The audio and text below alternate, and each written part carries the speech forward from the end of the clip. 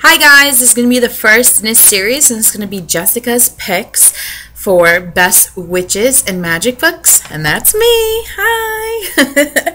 And they're going to be in no particular order.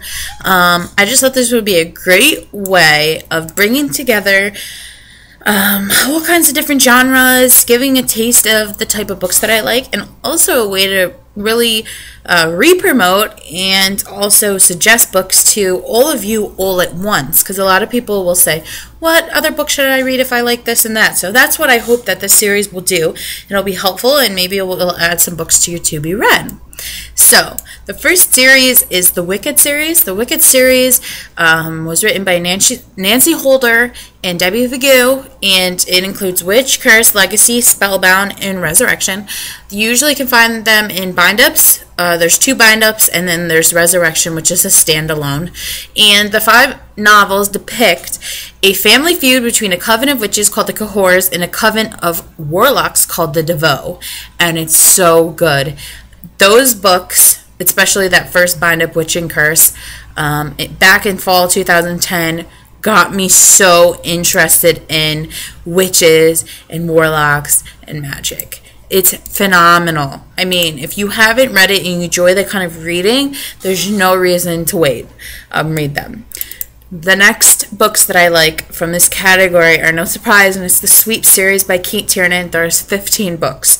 There's 5 bind-ups, 3 books each. And the Sweep series is it's about a teenage girl named Morgan Rollins, and she discovers she's the descendant of a long line of witches, and she possesses magic, powerful magic of her own. And it's about her discovering that, learning about magic, fighting different things, meeting different people, and it's really interesting. The next 2 books that I like from the witches and the magic is the Magnolia League and the White Glove War, which is something I've read recently, and I've mentioned that it's phenomenal. They're probably 2 of my favorite books that I've read this year, and pretty much the girls, Alexandra Lee's mother dies tragically, and she's forced to move from California to her grandmother's house in Savannah, Georgia, and she finds out she's a rightful member of the Magnolia League, which is Savannah, Georgia's long-standing debutante society.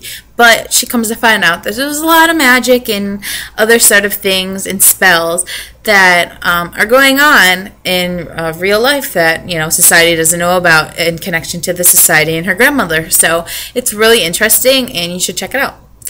Also, another series is the Balefire series, which is once again by Tiernan, and this is I believe, 4-book series, and it all comes up in 1 bind-up, I believe. And it's about a 17-year-old girl named Tias, and she loses her father in a tragic car accident, and she's forced to leave her home and go live with a stranger in New Orleans, and when she gets there, she finds out all these secrets and mysteries, and she also comes face to face with her identical sister, Cleo. And they soon learn that she and her twin come from a family of witches, and she possesses astonishing powers. They both have a key role in Balefire, the coven in which they are born into, and they both are kind of put against each other to fulfill this, I guess you'd say, prophecy. And it's a really, really fun series, so you should check that out. Another one where people are going to be like, wow, is Jinx by Meg Cabot. And you're going to say, Meg Cabot writes witch books? I read this once again in 2010. A lot of the books, when I was going for coming up with these books for the best series, I read in the same time period, and it really changed my reading. Those few months in fall 2010, it just changed my mindset for reading, and it really jump-started this channel and my excitement for reading.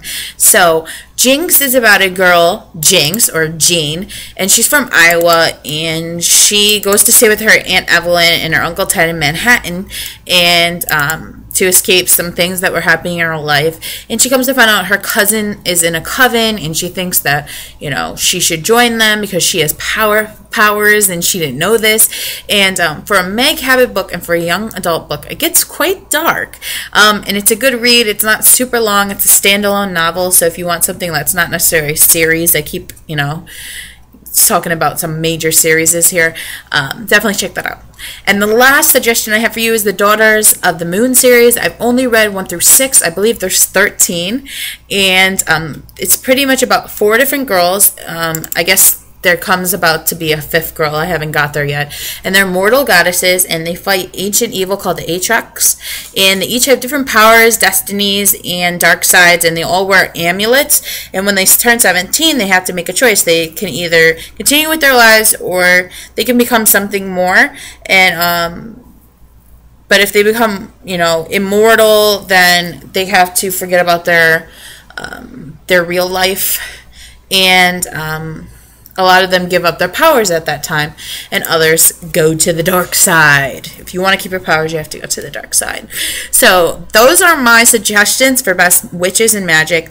I will list them all below if you want to just go through and maybe you want to look on Goodreads and stuff. But I'm telling you guys, all of these, when I picked these out, I thought to myself, which books or series would I want to read right now again? And that's how I weeded out some. Trust me, there's plenty others that are good. But this is the best list. This is the best series. So if you're looking for the best of the best, then watch the rest of these videos. So I hope you guys enjoy this. I tried to do it nice and quick. And go read something, and I'll talk to you guys later. Bye.